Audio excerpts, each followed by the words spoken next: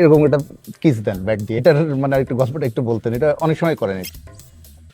নাজমুল হোসেন শান্ত run উৎসব যেন থামছেই না। পাকিস্তানের বিপক্ষে ঢাকা টেস্টে ক্যারিয়ারের নবম সেঞ্চুরির দেখা পেলেন। টেস্ট ও ওয়ানডে মিলিয়ে সবশেষ 6 ইনিংসে এটি শান্তর চতুর্থ সেঞ্চুরি।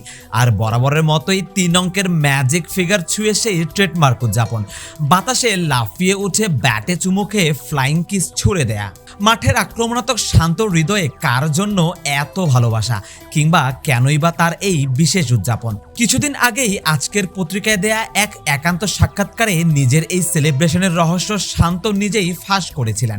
সেঞ্চুরির বিশেষ এই উদযাপনের পেছনের গল্পটা আরও একবার শান্তর মুখেই শোনা যাক। প্রথম আমার মনে হয় যে ওয়ান ডে সেঞ্চুরি যখন আমি করেছিলাম তখন এটা অটোমেটিক এটা হয়ে গেছিল। আমার মনে হয় ড্রেসিং রুমে যারা ছিল প্রত্যেকটা ক্রিকেটার, কোচিং স্টাফ সবাই যেভাবে হেল্প করেছিল, সো এটা ড্রেসিং রুমের উদ্দেশ্যেই আসলে করা, বাট আলাদা কোনো প্ল্যান পরিকল্পনা করে করা ছিল না।